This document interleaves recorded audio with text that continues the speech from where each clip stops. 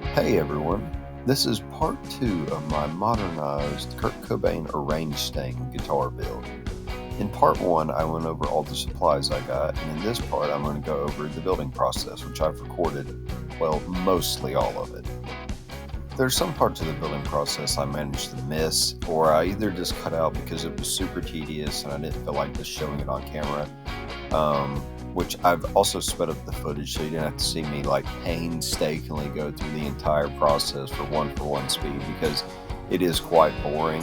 And I took pictures of the most important part, which is the wiring configuration of the pickup. But outside of that, everything's sped up, and that way you kind of just get a gist of the entire build in a really short time. Anyway, with that out of the way, let's get started on the build. Of course, this build had to start with removing the old pickguard. Some of the screw alignments were off in this build, but what do you expect with a $200 guitar?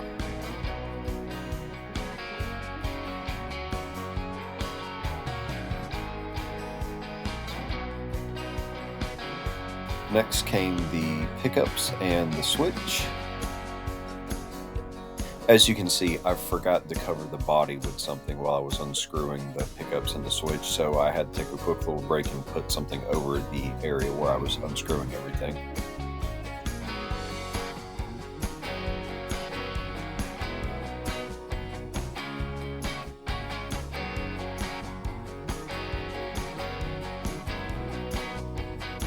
Everything was going smoothly until I realized something. I didn't remember which way the switch went, nor did I remember which pickup was which. Just a rookie mistake, I guess. Clearly, you can tell I'm not an expert, but I had to do a little bit of research, and I figured out which was which not long after that. Next came installing the switch and the neck pickup in the new pickguard.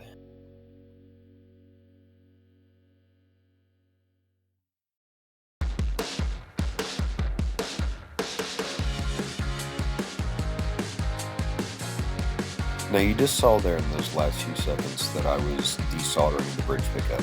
Soldering is something that I would do more coverage of, however, I'm not an expert. I would highly recommend if you want to learn how to solder pickups or desolder pickups to watch videos online, because that's how I learned, but I don't want you to see me doing it as me being your teacher because I'm not good at it. I just kind of know the very bare basics of it, just enough to make the guitar work and make sure it's grounded properly.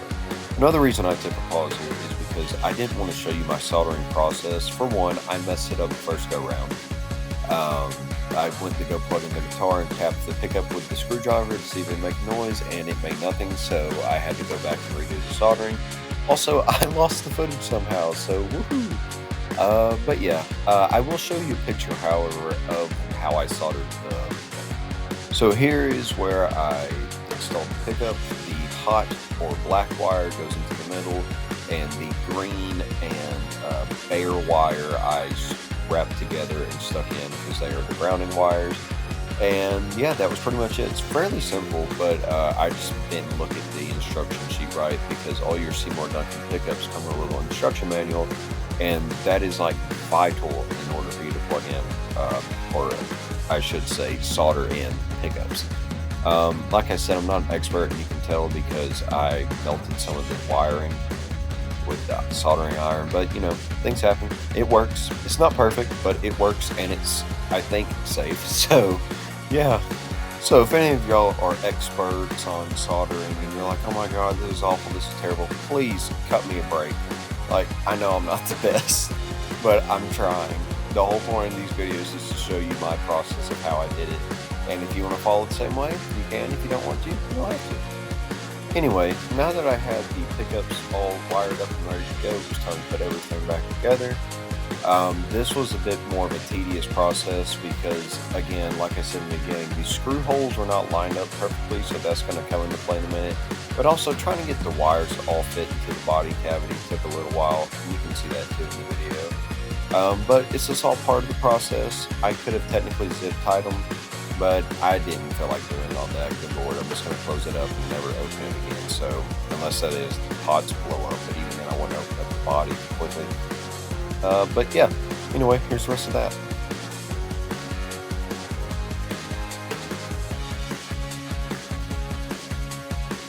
So originally for the bridge, I was just going to swap the saddles and keep the actual bridge plate on there. However, it was going to be super tedious to do all that, so I just decided to completely swap the bridge entirely. The old saddles that I already had that were good were already on one of the same bridges, so I just decided to completely swap it. I also used the power tool in this. I know some people don't use drills while working on guitars, and I prefer not to. However, I did not feel like unscrewing and putting all that back and taking forever with hand cranking it with a screwdriver, so I just decided to whip out a drill. But don't worry, I was being extra cautious and made sure I didn't do any type of overdoing it in any way with using it.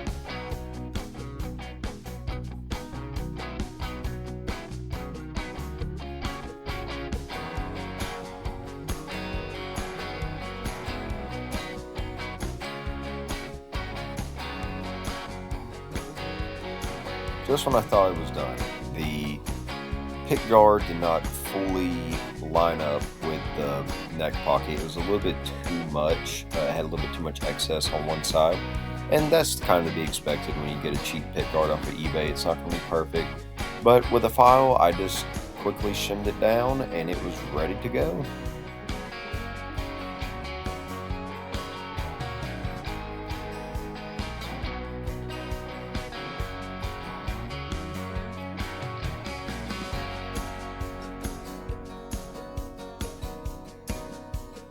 For the strings, I used the Dario 1052s. 1052s were the gauges of strings that Kurt Cobain used on his Mustangs.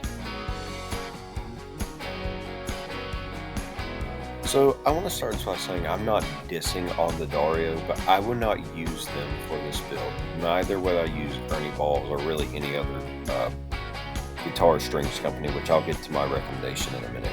But I just want to start by saying why I would not choose them.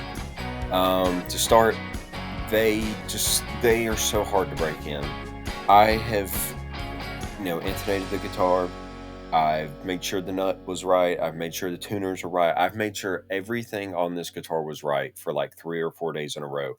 And I realized quickly that it wasn't the guitar itself being the problem. It's the strings. Um, the issue sometimes with your super mass-produced strings is that they're just not as, I guess, accurate is the best way to describe it. I used to have this happen a lot with Ernie Balls as well, and even when I used some other brands, I think I used Fender at one point as well too. It's just like there's some type of inconsistency with the strings. It's almost like they refuse to break in because they're just so tightly wound and they're just so stiff. And if you like that, you like that. But personally, I just can't do it. I would highly recommend looking into Stringjoy guitar strings. These strings are, and I mean, this could just be personal bias because I've used them now for so long, but they are to me, they're perfect. And I will not use any other string but theirs. Give you an example of how good they really are. I have had the same set of strings on my Fender Jazzmaster and my Telecaster for the past 2 years, and they will perfectly stay in tune. They do not sound flat at all, and I've yet to have one break. They're just phenomenal guitar strings. It's not that other companies, like I said, are bad. It's just there's just something about Stringjoys that is way better. And yes, I know it's around double the price for a box, but you're getting years worth of use versus maybe a year, sometimes less, than other guitar strings. And to give you an example of how quick they are to really get tuned up and not get out of whack so much, I put a set on my Squier Classic Vibes Mustang, and I took them off and put them back on, and in both times they got right back in tune within just a few hours. And overnight, you will barely, once you get it retuned, you won't have to tune it again. They stay in tune so freaking well. And it made me realize like how good they really were, because I was like, oh my god, why won't this guitar stay in tune? And then I realized with my others, I'm like, it's got different strings. But like I said, I just needed something quick, and I went with the quick route instead of just waiting like an extra 2 or 3 days for the better option. I'll probably put Stringjoys on my guitar eventually, but just not right now. I also want to say, obviously, I'm not sponsored again.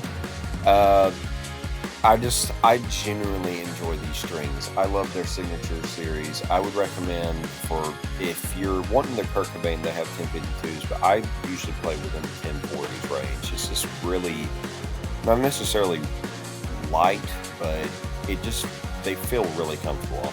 I will say that. But yeah, just a quick little tidbit here. After unscrewing, screwing, soldering, desoldering, all that stuff that I had to go through, the intonation that I've done probably like 4 times in a row now. Like I said, I figured out the problem to the intonation. I finally finished the guitar, and here's the end result.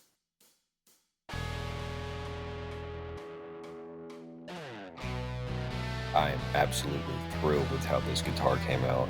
I know it's not 100% accurate to Kurt's, obviously, being a more modernized version of it, but I adore it. In fact, I think I like it more than his. Here it is next to my Sonic Blue Classic Vibe Mustang. I think the colors just pair really well together.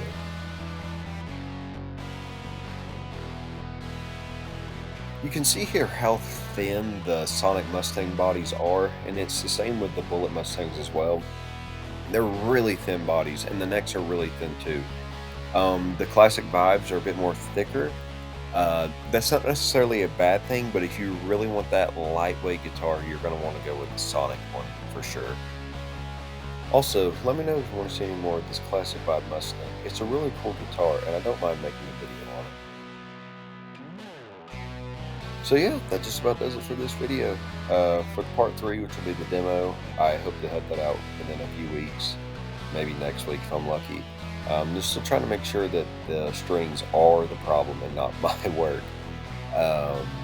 But yeah, I actually enjoyed working on the guitar. It did not take long at all, maybe around 2 hours. And I mean, once you have all the parts and you have it all ready to go, it's just bing, bang, boom. You just got to put it all together, make sure it all works, and you're set.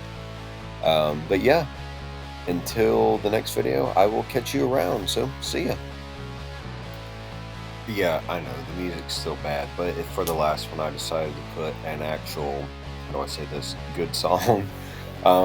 If YouTube doesn't like it, I mean, oh well. But I know for a fact y'all didn't want to hear any more of the freaking freaking crap free music. I've got to figure something out for that.